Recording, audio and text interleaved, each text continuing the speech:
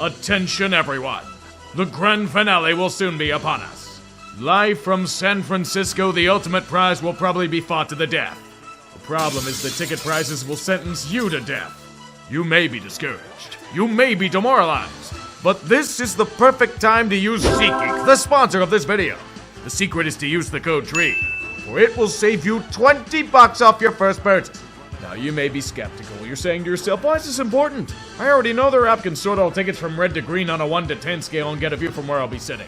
I know every ticket's backed by their buyer guarantee. It's simple, my friend.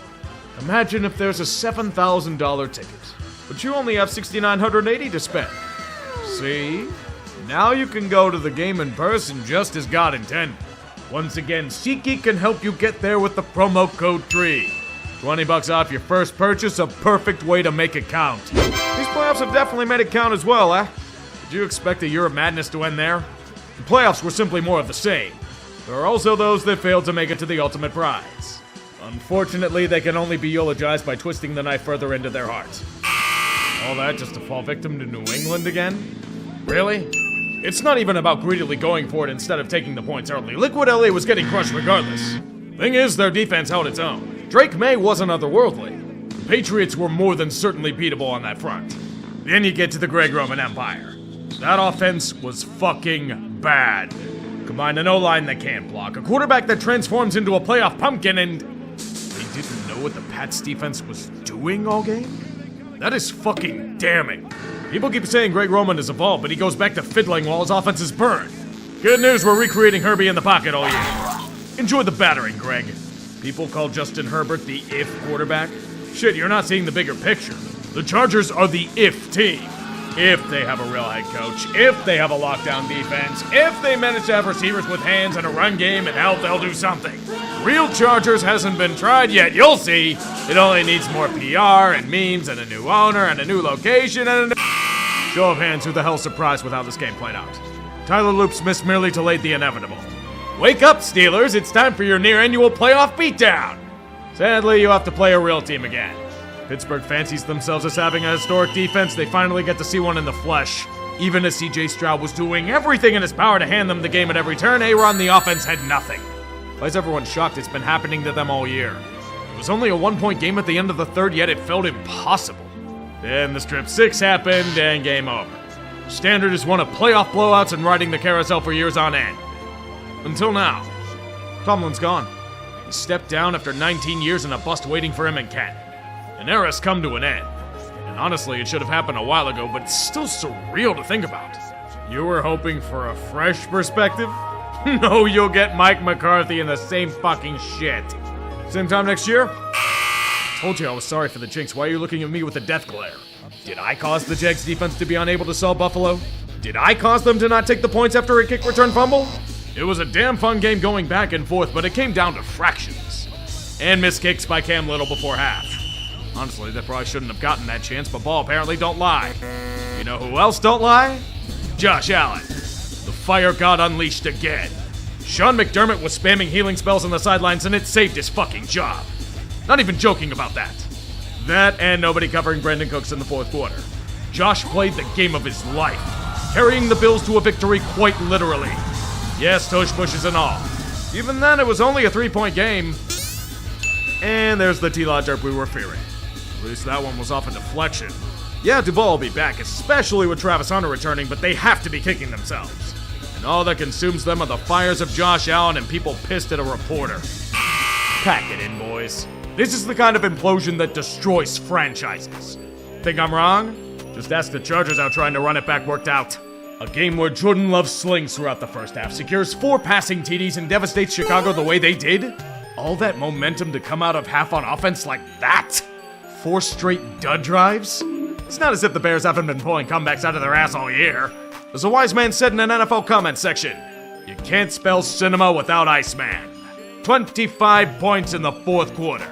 That's why you don't let your foot off the gas. Or ideally, you cut off someone else's foot. Brandon McManus sold like he was fucking day trading. Congratulations, man, here's your ticket out of the league. Seriously, he was trash all year, get the fuck out. It's one thing to lose in the manner they did, but to a hated rival that will never let you live it down? Fucking nightmare. I figured Matt LaFleur was a dead man walking, but they want to try and run it back, blame the injuries, and forget this ever happened. Problem is, you can't. I need more cheese to go with Green Bay's wine. I've seen this script far too many times. We were this close to hilarity. I'll give the Panthers credit for fighting to the death. Figured they would. I mean, they beat this damn team earlier in the year. Most importantly, LA was too busy playing with their damn food most of the time.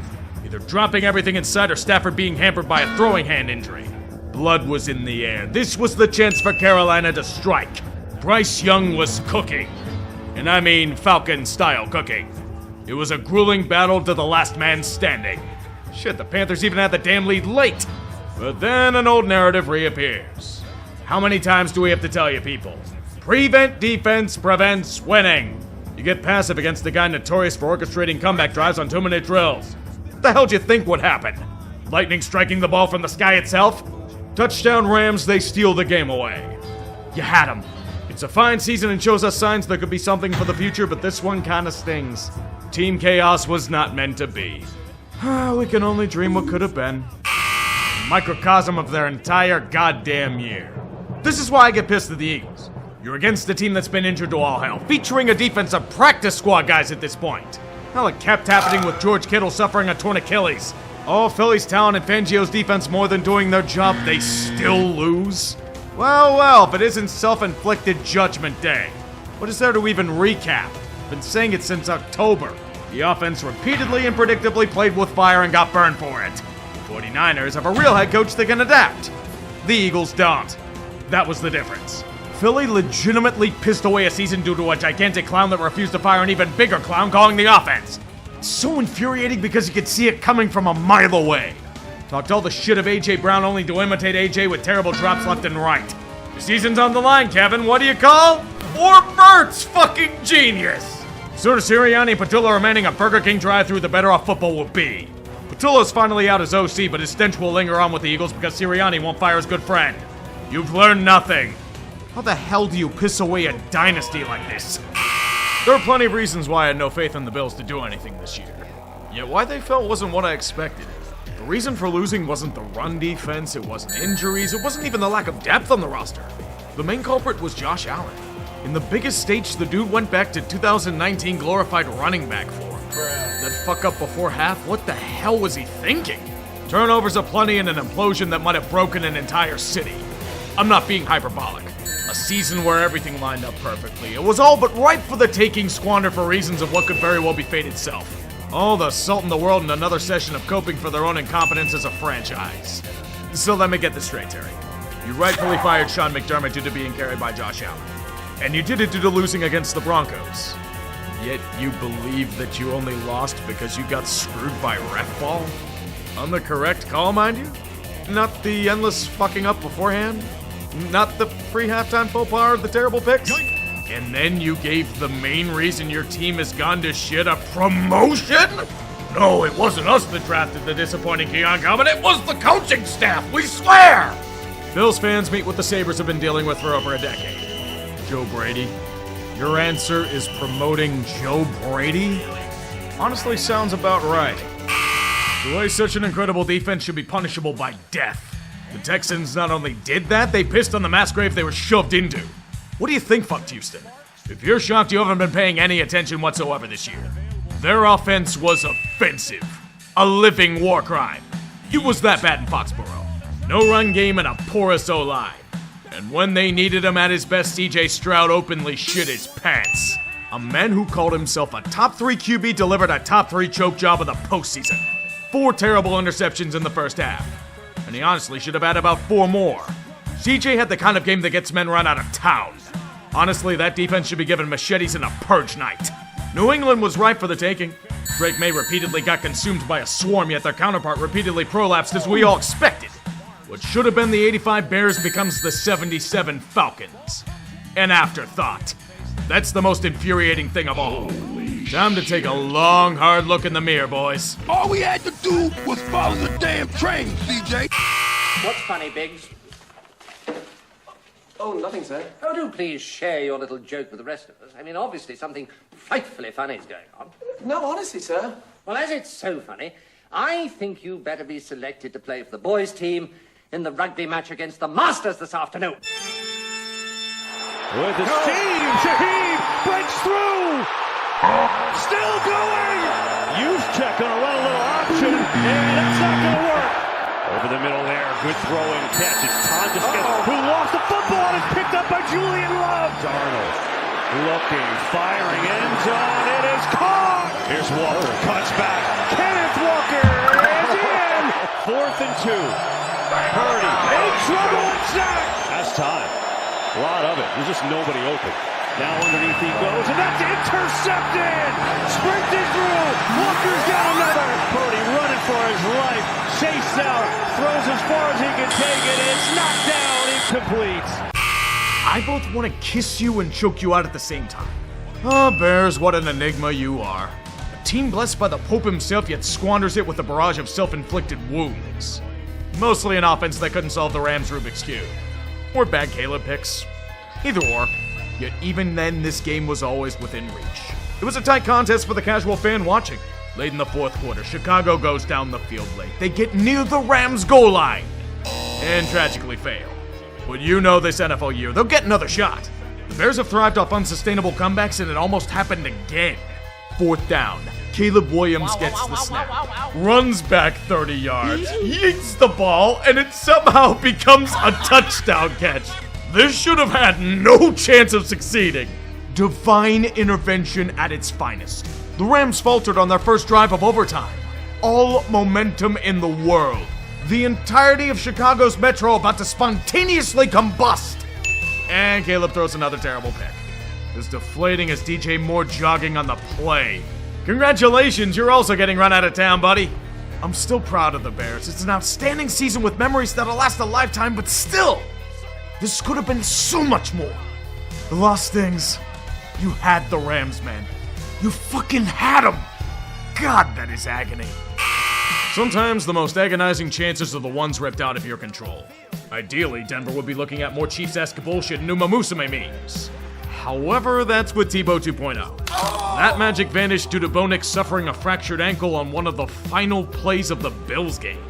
Jarrett Stidham does not unlock Tebow mania. Nowhere close. Does Nix lead the Broncos to a win? I don't know, but he certainly isn't pulling that bullshit Stidham did deep in Bronco territory. An elite defense once again squandered by an inept offense. The real culprit, as I expected, was Sean Payton. He got greedy and didn't take the points in the first half. With a backup QB, John McKay would be in favor of executing this travesty, and the omens would confirm this belief. You thought it was just massive snowstorms to the east? Oh no, it's affecting Mile High as well in the second half. Both offenses would fall to the spell, and it was especially true for the kicking game. With all those missed kicks, it'd sure be nice to have those 3 points now, wouldn't it, Sean? Instead, you get ducks by Stidham to seal your fate. Potential Tebow mania reducts undone in the most agonizing of ways. To the Patriots. With that defense, that's a pain even a great season like this can't heal. Horse girls being taken out back en masse. Such a shame. You knew it was gonna be a heavyweight bout. Round 3 with the Seahawks with everything on the line, a chance for vengeance for blowing a chance at endless SoFi Stadium goodness. The best team analytically remaining in the dance. And the Rams came up short. If that isn't the story of their season, I don't know what is. Glorious chances undone with their defense going cold at the worst time. And their Achilles heel being stabbed at repeatedly. Rams special teams occurred. Their disastrous play muffed everything yet again. A shot at momentum immediately swinging the pendulum for 6 points to Seattle. That was the difference. Not even joking. Sadly, there's only so much Reek Woolen can do to give Seahawks fans endless heart attacks. LA couldn't solve Sam Darnold. He changed out his armor to prevent poison damage. Previous tactics were ineffective. Battle to the very end only turns into a what-if campaign, and watching as Jackson Smith and Jigba burns everything in sight. Stafford, trying to fight with everything in vain, gets towards the goal line, has the game in his hands, and they come up empty. In the end, Seahawks prove themselves superior. LA strangled in their sleep until it's too late to overcome. Man, these games were well worth the price of admission. Can we just run this back for the Super Bowl? You figured these playoffs were going to be as intensive and wonky as the regular season was. They most certainly didn't disappoint there. A January like few we've ever seen, one that kept us on the edge of our seats in pretty much every game. Welcome to the new age. And leading the charge is... Of course it's fucking them. all this chaos and bullshit throughout the season. The wide open landscape with fourth quarter lead changes exhilarating and exhausting us for months, awaiting the fresh faces in the Super Bowl, and it's the Patriots. Man, the gods are insanely cruel bastards. You don't understand, after Brady left they were done. Absolutely dead in the water. Years of AFC strangulation undone to the joy of everyone else. We were dancing on the graves of tattered hoodies and craft Velveeta memories. Bill Belichick was incompetent. Mac Jones was ruined. Gerard Mayo was their handpicked successor who was only competent at incompetence. They fucked their glorious tank at the final moment. And the Patriots still returned? You're not supposed to be back here this fast. You have to suffer for decades on end. It's been written into stone. That's always how it goes. You luck into the easiest schedule known to man, dominate everything in sight, and then go into the playoffs and dominate everything in sight. Chargers forced into a brownout. The Swarm became offensively Swarm. And Denver, taken out back and shot in the elements. The First Order has risen from the ashes of an evil empire, led by a man cast off by the Titans in a power struggle learning from his previous mistakes. Coach Vrabel has himself quite the quarterback in his arsenal. Drake May, the emerging superstar that's transformed this moribund outfit into a true contender. The Pats refuse to make the same mistakes they did with Mac. But Drake rises above the clouds to become an MVP candidate in his second tour of duty.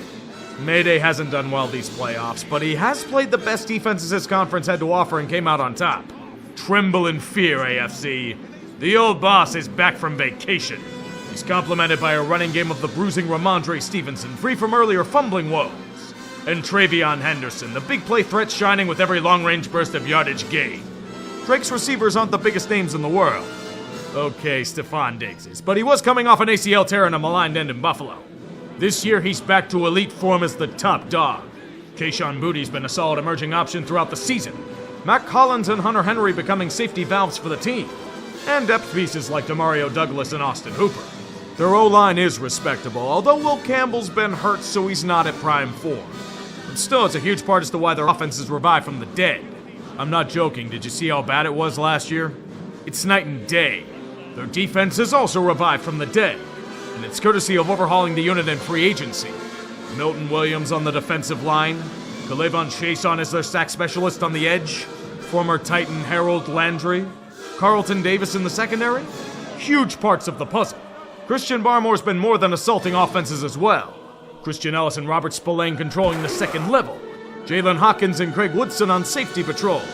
Not to mention Christian Gonzalez, the shutdown corner. One of the elite of the AFC, boasting silenced wideouts at every turn. Finally, the talents of Marcus Jones. It's not just strong defense that he's known for, you know. Have you seen his feats in the return game? It's been one of the biggest weapons in the art of special teams. The Patriots' one-year turnaround has been remarkable and unprecedented, to the chagrin of the rest of the AFC. You thought you were free once the Chiefs were gone. You can't kill ideas. They merely fade and rise with the tides of time itself. Now an unexpected opportunity has emerged from the shadows of a once dreary basement. The 7th Lombardi. Total team superiority.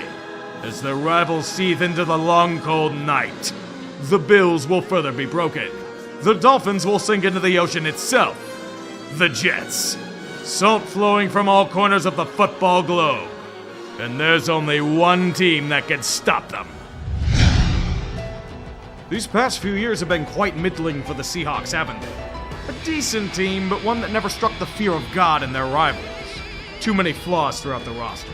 Their coaching way too stale. The QB situation solid, but was never going to get them over the top. Lacking the threats needed to go the distance. Squarely stuck in the mid-tier. Seattle can't do anything as constructed, and they're too good to dismantle and tank. Bold gambles had to be made. Some completely maligned at the time, but an overhaul is the only way forward. Staying stagnant pleases no one. They must try to improve or die trying. It started with trading Russell Wilson a few years ago. Continued with shedding longtime head coach Pete Carroll. DK Metcalf was shipped east when he was looking for a big payday. Most importantly, Geno Smith got a one-way ticket to Las Vegas. Wholesale changes for men who weren't going to get them back to the promised land. And in hindsight, they came out of those moves like bandits. Crushing San Francisco like they did, then upending a Rams team of so-called destiny. Enough said.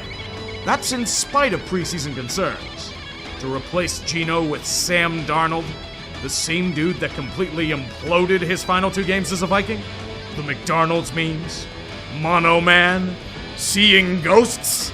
Old narratives washing away in a sea of retribution and revival.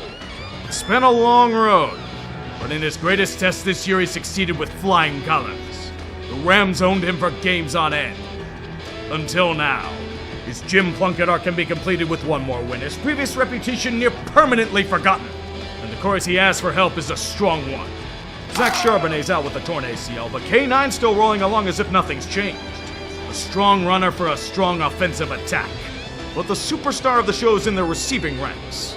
Jackson Smith-Njigba. JSN has emerged as one of the best wideouts in the game.